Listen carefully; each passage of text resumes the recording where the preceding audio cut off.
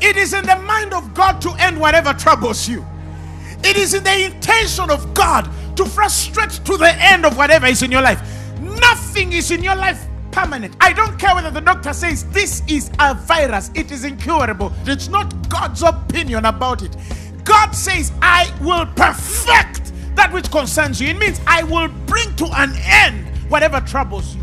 Psalms 57 verses 2, he says, I will cry unto God most high, and to the God that performeth all things for me.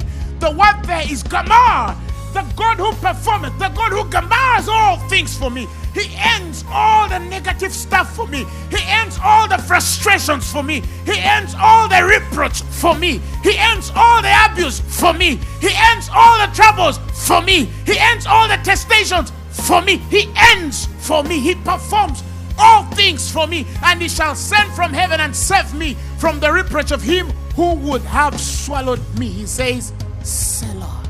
Think about it. Ponder. He says, ye have heard of the patience of Job and have seen the end, the Gamar of the Lord, that the Lord is pitiful and with tender mercy. It means when you look at Job, you know that God's intended end is multiplication and restoration. By the end of Job's life, he had more than he ever had when the devil attacked him. God multiplies everything that is attacked. And then you look at the dictates of the Son of God, walking to a girl who is dead cold, with a spirit and cloud of death on itself on her, and with that grace of the divine Son of God, with the very life of God, he looks into this child and he tells her, Talitha. And there is nothing hell can do, nothing any devil can do, nothing witchcraft can do.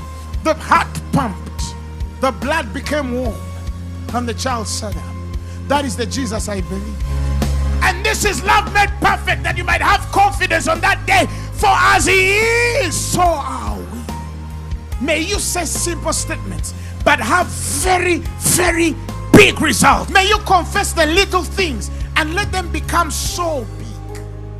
In Jeremiah 29, the children of Israel have been taken into captivity. Listen to the instruction he told them. He told them, build ye houses. He told them, build ye houses and dwell therein. Plant gardens and eat the fruit of them. These are guys in captivity. He says, take yourselves wives, produce children and daughters, sons. Give your daughters to husbands, that they may bear sons and daughters, that you may be increased therein and not diminished. I know you don't have a job, but build a house. I know you just lost the contract and your business is out, but build yourself a house. I know the doctor said you have an incurable disease, you might die in 2 weeks. Get married. He's trying to tell you, look, I know there are things around you that are trying to tell you, act like they are not there. For thus said the Lord, that after 70 years be accomplished at Babylon, I will visit you, and I will perform my good word toward you, in causing you to return to your place. He says, for I know the thoughts that I think toward you, said the Lord, thoughts of peace and not of evil, to give you an expected end. I know.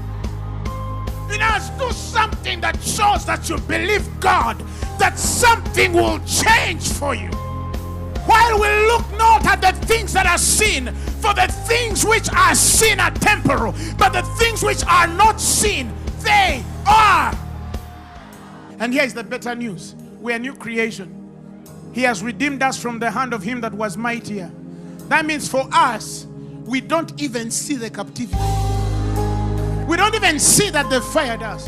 We don't even see that we are going to die. We don't even see. We don't see it. We don't feel it. It's not there. The Bible says, but God commended his love toward us, in that while we were yet sinners, Christ died.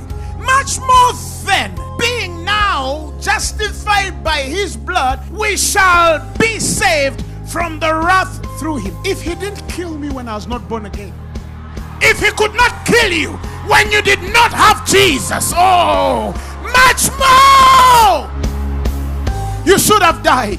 But if he did not kill you before you became born again, he has nowhere to touch you. now that you have the life which is of God, God will bring everything that troubles you to an end.